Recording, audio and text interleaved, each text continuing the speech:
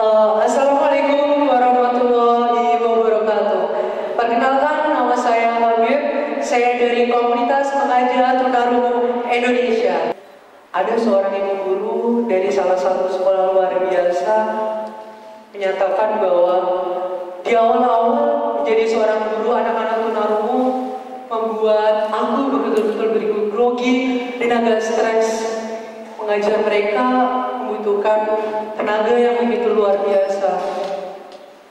Dan tahukah Anda, ketika ibu Anda berkunjung ke salah satu sekolah dan dia bertanya kepada salah satu seorang murid terpandai saat itu, kelas 6 SD, namanya Darcy.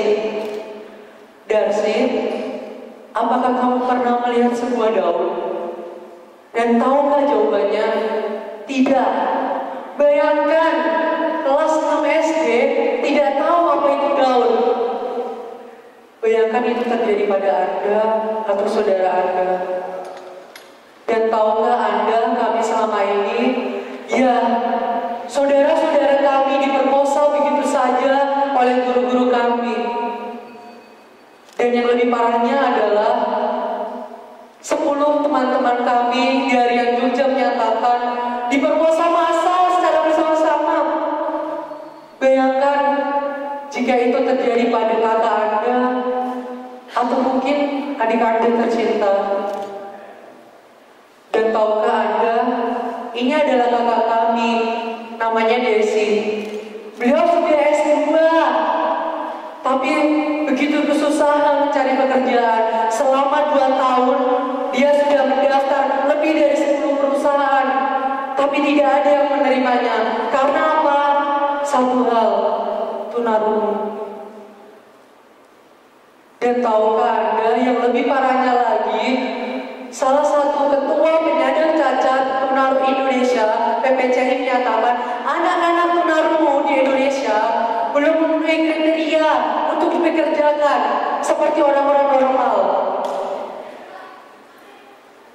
Dan tahukah Anda, dan yang lebih parahnya lagi, ketika Kemendiknas berkunjung ke SLD Cicendo, ketika itu seluruh anak-anak SLD menyiapkan makanan, kue, makanan ringan, tapi tidak ada satupun orang mencicipinya. Sampai salah satu kepala sekolah mengatakan, ketika mereka makan makanan mereka, mereka tidak akan tertular tunarungu, tunanetra, ataupun tunadaksa.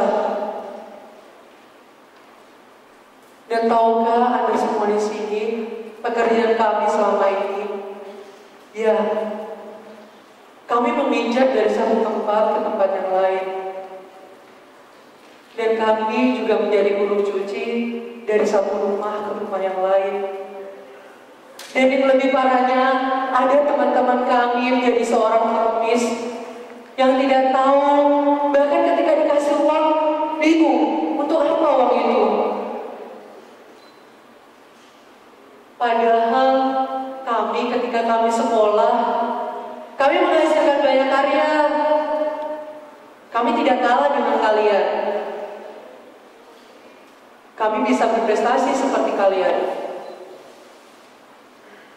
Ya, untuk itu di sini kami mahasiswa IT Telkom dan saya sendiri membentuk sebuah komunitas namanya Komunitas Pengajar Tunarungu Indonesia. Itu adalah bahasa isyaratnya. Ya, apa sih Komunitas Pengajar Tunarungu Indonesia? Ini adalah sebuah komunitas yang bertujuan menjadikan anak-anak SLB di Indonesia ini sebagai subjek technopreneurship. Kita melatih mereka menggunakan sebuah teknologi menjadi sebuah mediator, kemudian media informasi hasil karya mereka, dan yang terpenting adalah media penyaluran sistem hasil karya yang telah mereka buat. So, ini anggota kami dari Institut Teknologi Telkom yang sekarang jadi fakultas. Kemudian dari IM Telkom ada UIN dan dari UPIN. Ini anggota-anggota sekarang sudah hampir 150 anggota di seluruh Jawa Barat. Kemudian apa yang sudah kita lakukan selama ini? Ya, ini banyak sekali yang sudah kita lakukan. Di sini ada 2 kategori. Yang pertama ada technopreneur, kedua ada education. Yang education sendiri ada pelatihan kita ada setiap hari Sabtu dan Minggu. Kebetulan hari ini kita ada pelatihan bahasa isyarat di SMP Negeri Cicendo.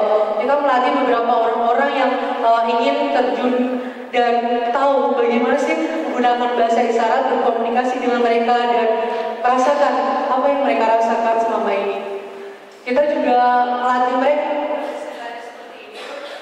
Ini adalah ada bantal, kemudian ada dari hasil sampah yang didaur ulang, dan yang terpenting adalah kita mengeduket mereka dalam hal teknologi. Kita juga ada kunjungan dari luar negeri. Baru kemarin bulan Juni kita ada kunjungan dari Jepang, ada dari Cina, ada dari Korea. Mereka datang ke komunitas kami. Kita bekerjasama dengan BILID, Bandung Independent Center. Di situ seluruh komunitas disabilitas berkumpul dan share tentang bagaimana kondisi disabilitas yang ada di luar negeri. Kita compare, kita bandingkan, dan ternyata ada hal yang spesial di sana. Ini saya berfoto dengan Miss Mariko Kai namanya. Beliau adalah seorang perawat dari Jepang. Satu hal yang luar biasa yang saya ambil dari pelajaran dia adalah dia mendirikan sebuah gerakan perawat khusus untuk disabilitas. Jadi dia juga bercita-cita suatu saat nanti ada di sini perawat-perawat khusus disabilitas yang ada di Indonesia. Oke, selanjutnya ada program ini, program spesial kita sebut namanya Book for Disability. Jadi setiap hari liburan di akhir semester kita datang 1 minggu ke daerah pedalaman. Kita memberikan alat peraga ke sekolah-sekolah terpencil, tapi khususnya disabilitas, dan kita juga memberikan konseling kepada ibu-ibu yang di sana bahwa memiliki anak-anak disabilitas itu bukan sebuah sesuatu yang harus dihindari, dan itu sebuah bencana gitu. Ada kemarin satu cerita ketika kita berkunjung ke salah satu rumah, ketika ditanya ibu punya anak berapa, katanya punya anak 3, padahal dia punya anak 4. Yang satunya adalah orang-orang gap. Gap itu adalah anak-anak yang orang otaknya idiot, maaf ya, agak idiot, dan itu sampai tahun-tahun sebelumnya itu warga-warga situ nggak tahu kalau ibunya itu memiliki anak idiot atau gap itu sendiri. Bahkan waktu itu karena kita mensadarkan beliau, ibu ini ada beberapa orang-orang yang gap, tapi di luar sana mereka bisa berkarya. Barulah dia setelah dan dia baru berani untuk menyesuaikan bahwa dia memiliki anak-anak dia seperti itu. Nah, ya itu aja. Ini ada teman-temannya. Kita sekarang ke arah tema pendengarnya. Di tema pendengar kita membuat sebuah namanya alat bantu pendengar. Ketika kita ke daerah pedalaman ya, kita ada kesusahan. Ternyata ada satu hal yang unik yang terjadi pada anak-anak tunarungu. Jadi setiap daerah anak-anak tunarungu itu memiliki bahasa namanya bahasa Tarsan. Jadi mereka memiliki bahasa Tarsan, di mana satu tunarungu dengan tunarungu lain berbeda bahasanya. Jadi ketika kita ngomong bahasa isyarat di satu tempat gini, tapi di tempat yang lain bahasa isyarat itu terlihat baru gini. Jadi mereka memiliki bahasa masing-masing. Untuk itu kita membuat sebuah aplikasi namanya EAD, Electronic Application Device for Disability. Apa alat itu? Ya, ini kita bikin alat untuk bantu dengar untuk orang-orang tunarungu. Benar-benar kita satu-satunya di Indonesia yang dibuat oleh anak Indonesia. Dan lebih kerennya adalah harganya sangat-sangat murah. Di Indonesia ini alat-alat tunarungu kebanyakan impor dari Jerman dan Cina. Satu harganya aja 1.500.000 minimal. Sekarang itu kalau nggak salah 700.000. Dengan alat yang kita buat ini, orang-orang di sana mereka hanya membeli dengan uang 150.000. Dan itu sekarang sudah tersebar 30 yang sudah kita sebarkan kepada anak-anak disabilitas di seluruh Indonesia. Yang terakhir kemarin kita udah ngirim ke daerah Surabaya. Ini ada beberapa kelebihan alat ini. Salah satunya adalah dia sistemnya menggunakan baterai biasa. Jadi kayak baterai HP. Kalau misalnya baterainya habis, tinggal di charge. Ini satu-satu kelebihannya. Next, kita juga nggak bikin itu aja. Kita bikin yang ini lebih kerennya. Sebuah website slbberkarya.com yang kemarin dapat penghargaan dari Inektas 2019 2 kali, belum sampai ke juara ya, baru ke final. Ini websitenya. Yap, bisa diakses nanti teman-teman. Kita nama websitenya slbberkarya.com. Ya, ini adalah tampilan depannya. Jadi dengan website ini teman-teman disabilitas mempermudah mereka untuk mengupload hasil-hasil karya mereka hanya dengan menekan tombol yang ada di sini. Dan yang lebih kerennya mereka bisa voice streaming antara satu teman disabilitas dengan teman yang lain. Dan di sini juga ada media translate kalau misalnya teman-teman ngomong apa gitu ya. Jadi ntar keluar di tampilan teman-teman yang tunarungu itu bahasa isyarat. Jadi teman-teman kalau berkomunikasi dengan mereka jadi bisa lebih mudah. Nah ini live videonya. Jadi tinggal upload karya mereka. Jadi mereka langsung secara otomatis ketika mau foto langsung terupload di dalamnya. Next aja videonya bisa diakses ini nanti di website kami slbberkarya.com. Slide selanjutnya.